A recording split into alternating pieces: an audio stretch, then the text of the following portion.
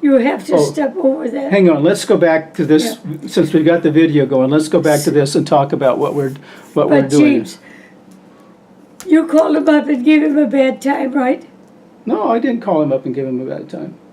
I didn't call him and give him a bad time. I mean, yeah, I told him that he lied to us, and I didn't appreciate that. And you're going to sue him? Well, yes, he called me, he lied to me, and I said, if you're gonna go forward with this, we'll sue you. So you can be honest with us, or we're gonna follow the law here. Okay. I mean, that was been 2.5 months ago. I know. That was before I sent him this letter telling you what we were gonna do. That was all before that. He can do anything he wants, but he called me and he lied to me. He called me and said that, well, we need this document signed for this thing, right? And then he calls back and he says, well, now we need to have this document signed. He didn't tell me that the intent of signing those documents was to forgive him that loan. He lied to me. He knew in advance that was the case. If he wants to be honest with us... They don't, James, let's not say where David's at with both of his boys where they're at. I'm not, Mama, I don't deny. Teaching at six. I don't deny that. I don't deny that, but I don't like the idea that you call and try to pull the wool over our eyes. And Jean is fussing at him. She wants to retire, and so here he is. That's not my problem. Huh?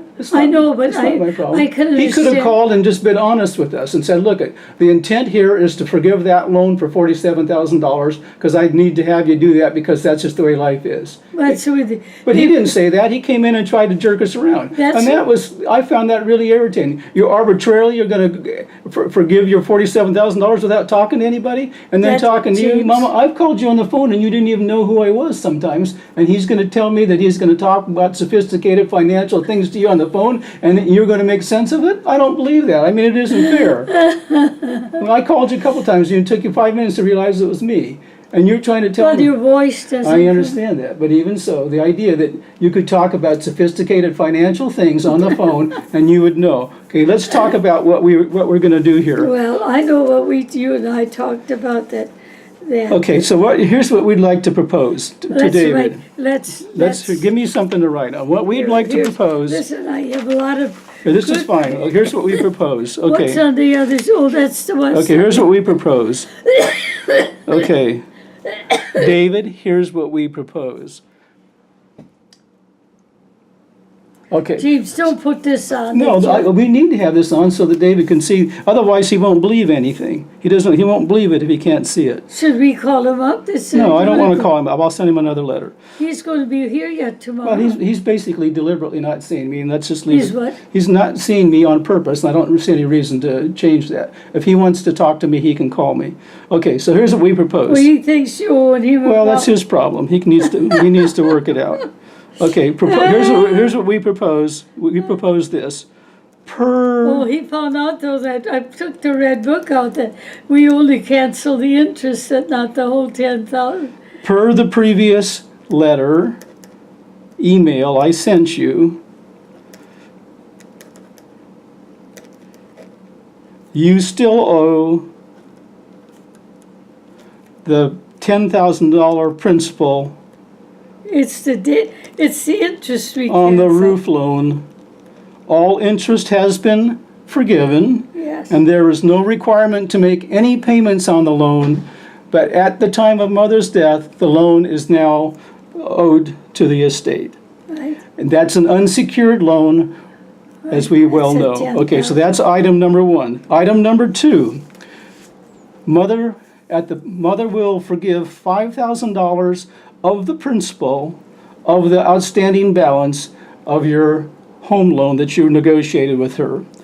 That's based upon whatever the actual amount is when we sit down and agree to do this.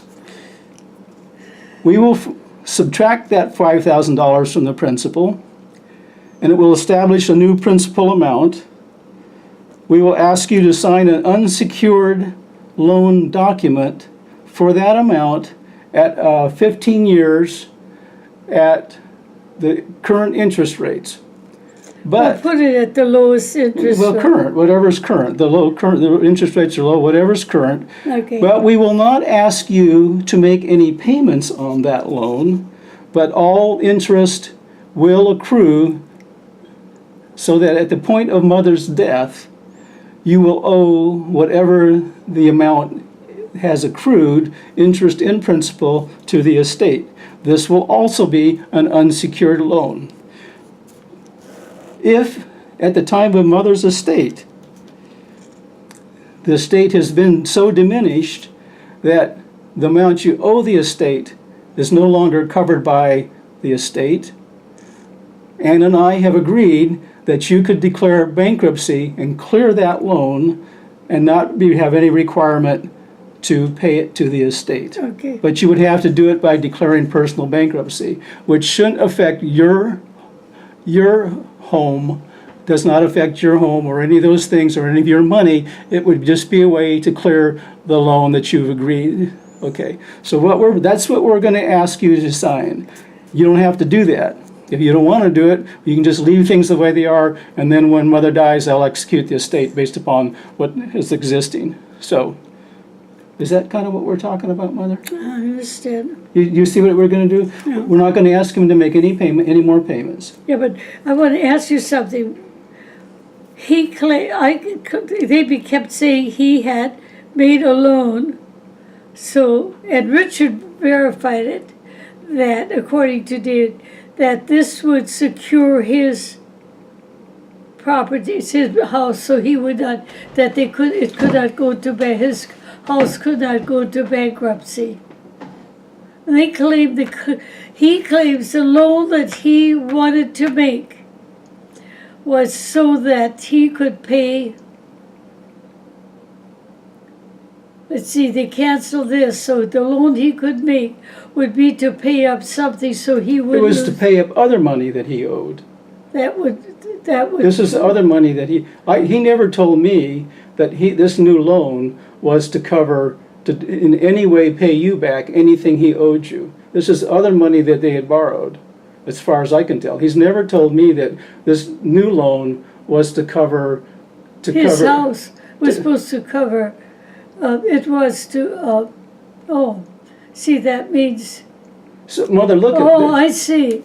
This loan, we understand this loan, I'm seeing that as the loan they needed to make was to pay off my original $50,000. No, that's not true at all. Oh. No, he had other money he owed.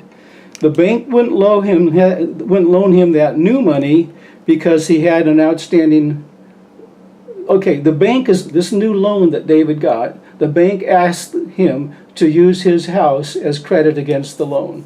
Oh, so then they came and looked at his house and they said, well, David, you already have a mortgage of $45,000 on your house, and you want to ask us to loan you another $25,000 on your house, okay? And that's when David called me. And I said, David, okay, here's what we'll do. You can have the bank be in the first position, so that if something happens, the bank will get their money first, and Mom will go into the second position, because you were in the first position because your loan was older. So if something happened and David couldn't pay the loan, they would have to pay you first and the bank second. I said, okay, well, that's fine. What we'll do is we'll let the bank go in the first position, and Mom will go in second position. That's what I told him, okay? Blah, blah, blah, blah, blah, blah, blah. I'm not going to do that. I want to have Mother forgive the whole loan. So that's what I understand. I understand. Apparently, I'm not catching the picture. I understand, and Andy, that the loan was made. If I did give him okay to make the loan, he would not be able to pay off a loan that he had, and that would then mean that they could declare bankruptcy on his house. I think that's somebody, as far as I can tell, that I have no idea what kind of loans he had against the house. Okay, I don't. Okay, but the net, Mama, was that your loan was in the first position on the mortgage. Yeah. Okay. Because that's when they bought it. When I offered him to go in the second position, he didn't want to do that. He just wanted you to forgive him all the money. So because he didn't want to have to pay it back. I mean, that's all how I read it. He didn't feel he needed to pay it back. If that loan to you had been at the U.S. Bank, And instead of, if he'd borrowed that money from the U.S. Bank instead of you, and you'd gone in and he'd gone into the bank and told him, well, I've already paid all this interest money, you need to cancel the loan, they just laughed at him and told him to leave, please. The only reason he could do that is because it was you, and he felt that he could go and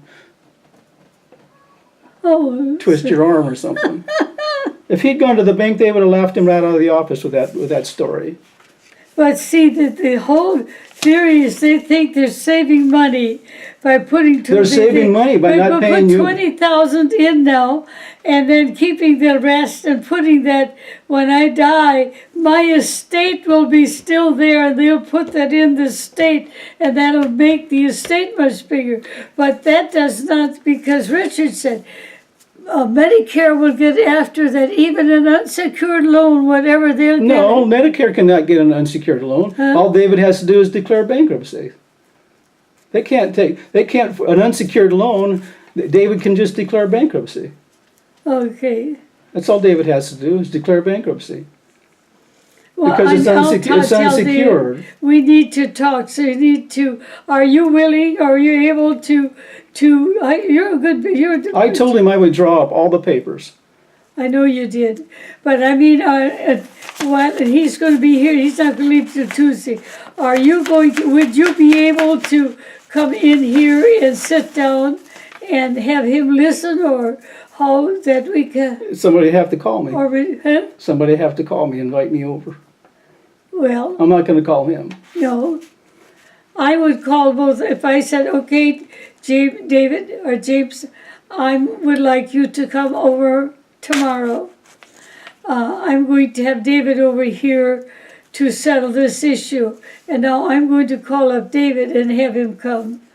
And you two guys meet by the door and shake hands, not because you feel like it, I don't but need. you're honoring Listen, Mother. I don't need to shake hands with David. Huh? I don't need to shake hands with David. I think this needs but I want you to- I have nothing against David. I know I just you- think David did a terrible disservice by the way he played this out. I thought he was dishonest with us as a family. I thought he was it's all on his own personal interest. I don't think he is, James. I don't think he is. I think he's been misinformed. Well, that may be, but I think he's been dishonest. He wasn't he wasn't He deliberate. was dishonest with me when he called me. What Richard did very. This has got nothing to do with what upsets me, Mama. This No, doesn't what- upset me. What upsets me is those first two documents when he called in and said, we need to have these signed, blah, blah, blah. He didn't say up front, Jim, I'm going to unilaterally have Mother forgive that loan for me. He didn't tell me that. It's like, if you're going to have Mother unilaterally forgive your loan for $46,000, you need to tell us that's what your intent was. He said, well, the bank needs this document. Okay, so that's why we signed the first document. A week later, he calls me and he says, well, she needs to sign the second document. I read that second document, and when I read it, I realized what he was doing was he was just basically, when you signed that second document, you essentially told the bank and the law that he had fulfilled all his obligation to pay you back. He didn't owe anything anymore. Those two documents basically told the court that he had fulfilled all his obligations to you on that loan. That's what those two documents said. Okay, and when I saw that, I said, and then he said to me, and then he called to me and he said, well, are you going to recommend that Mother sign that? I said, no, I'm not going to recommend that Mother signs that. So then he calls Ann and calls Ann and says, Ann, I'm going to lose my house, blah, blah, blah. And you guys sign it behind my back, right? I already told him I wasn't going to recommend that you sign that. We deal with it differently. But you were here and you said if that's what you want. But you see, I have that the whole thing is. I don't care about this. There were too many loose ends, because he was talking about loans and they were not all these different loans. He was basically talking about you guys, and you weren't understanding what he was saying, and he was putting it in a way that made you feel you needed to sign that. And when you sign that document and send it back to him, he has two formal legal documents that says that he does not have any legal responsibility Is to that pay what that that is? $35,000. I said I wanted what you did at Unsi. I wanted a document like that. Richard said, "Oh, they'll get after that anyway." I said, "David, if you do that, I want a document. I want to sign a thing signing that this you owe this and this is what you will do." Well, now that's interestingly enough. Richard said they'll get after you and take it anyway. Well, they'll get it anyway, but he doesn't think. They think if you have spent your money down to $2,500, then Medicare starts paying up. But that means it's all the cashes. But I understood that originally that when you have property, they will take your property too, like you explained. That's true. That's true. But when you signed those two documents for David, what you said with those documents were that he had fulfilled his legal obligation to pay you. That's what those two documents said. Those two documents said that David Newcomer has fulfilled his financial responsibility to the loan that I have made to him, and he no longer owes me the money.